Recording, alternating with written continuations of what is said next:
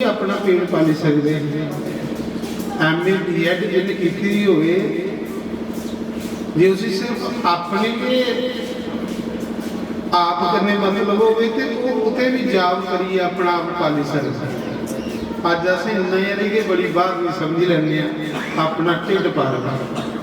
नहीं महाराज फिर तुम मनुख कह दे अपने कन्ने थोड़े कन्ने 10 बंदे और खान फिर तुसे शरीर को मुक्त हो गए। तो जे वो अपने लिए भी करते थे वो जॉब करिए अपना नौकरी करिए अपना पल लेंगे पर नहीं अपना घर छोड़िया अपने माता पिता छोड़े अपना रिश्तेदारियां छोड़िया। ये फकीरी इन्नी सौखी नहीं होंगी महाराज सुना दे हम देवी हो कि घुंघरू पैरे इन्ने नहीं बजते। मीरा लोग आखते हैं ना मीरा चाहती तो सुन्ने के मकाना च रह सकती मीरा कोई गरीब घर की कुड़ी थोड़ी राजे की धी ही तो राजे की नूह तो पैरे घुंघरू पाइए बेचारी नचती ही कौन चल रहा उसी सतगुरु का प्यार नहीं चल रहा उसी कृष्ण का प्यार नहीं चल रहा।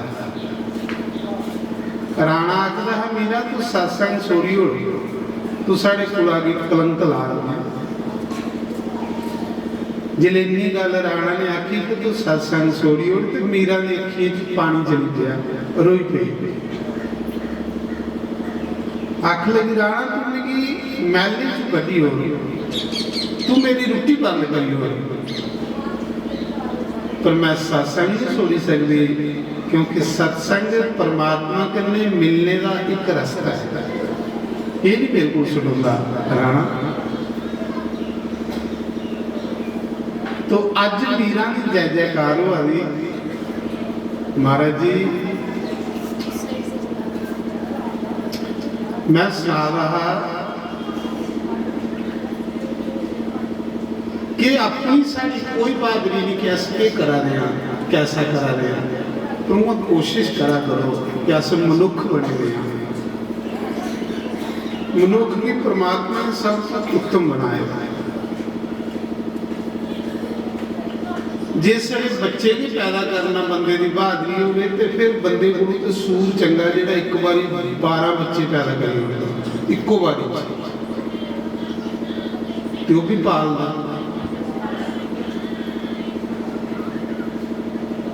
सड़ा मकान भी बनाए की बहादुरी हो चिड़िए कामे भी अपने घर बनाए ये सड़ा ये थोड़े कोई बंदे का मनुख ले गया ऐसी करनी करिए जा कि तेरे जाने के बाद भी परमात्मा के नाम दी आवाज़ां आउंदियां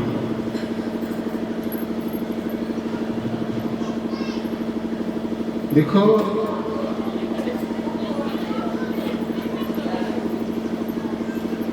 तो मैं अपनी तरफा और सारी संगत की तरफा सुश्री गायत्री देवी का बड़ा बड़ा धन्यवाद करूँगा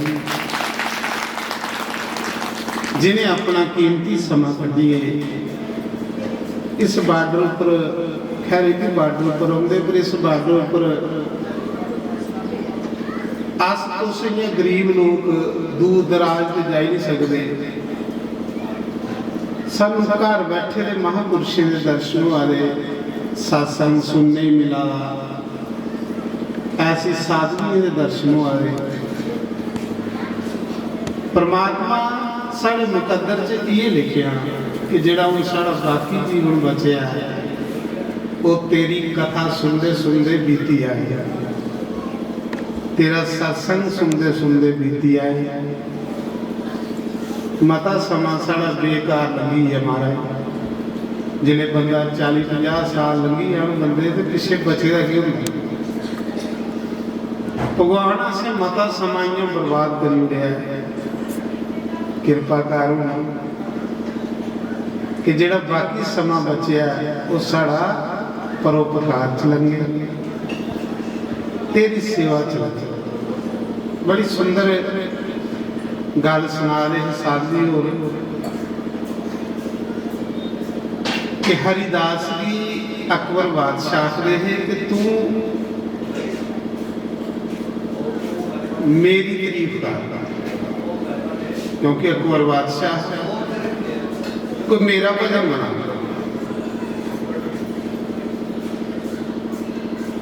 तो महाराज हरिदास कृष्ण के भगत हैं, उन्हें आख्या कि मैं अपने जीवन च कुछ मनुख की प्रशंसा नहीं कर सकता, कोई मेरी जीभ वड्डी होवे, लेकिन इस मुख विच प्रशंसा हो तो कृष्ण मोरली वाले बादशाह की बोलना महाराज बड़ी बड़ी गल। और सुनाते कि संत हरिदास की ये गल हुक्म होया बादशाह का, तो भजन करना सोरी हो, कृष्ण का नाम जपना सोरी हो, तो तुगी नवाब बनाई होगी, तो जे तू नहीं सोना तो तेरी चमड़ी धरोड़ी होगी। सुनियो गल हरिदास संत आखदे भगवान का नाम कोई सोने वाली चीज थोड़ी है, सोने वाली चीज ये तो मेरे रोम रोम च आचरी दी है। बादशाह तू मेरी चमड़ी खिंची सकदा, पर मेरे अंदर नाम की नहीं तू कटी सकदा वा, नाम ते मेरे हड्डे विच समाई है। तो महाराज सुनाते हैं कि उसने संत हरिदास की 22 बाजारे बाई बाजारे बादशाह ने हुक्म किया कि जे भगवान का नाम नहीं छोड़ता इसकी चमड़ी धरोड़ी दे कोड़े मारी मारी, इन्ना चिर दी पिट्ठी विच कोड़े मारते रहो जिन्ना चिर हरि नाम नहीं छोड़े। 22 बाजार बड़ा औखा महाराज, बड़ा औखा। तो साखी उड़ते हो ना, पर जो साधु बनेगा होंगे ना वो दर्द नहीं समझा करो। तुस ते अपना दर्द तुसा संत कोल जाइए सुना के, तो संत जो दर्द अपने अंदर पी लेंदा होगा। संत का दर्द जोड़ा है वो कुछ सुनाने जोड़ा नहीं होता।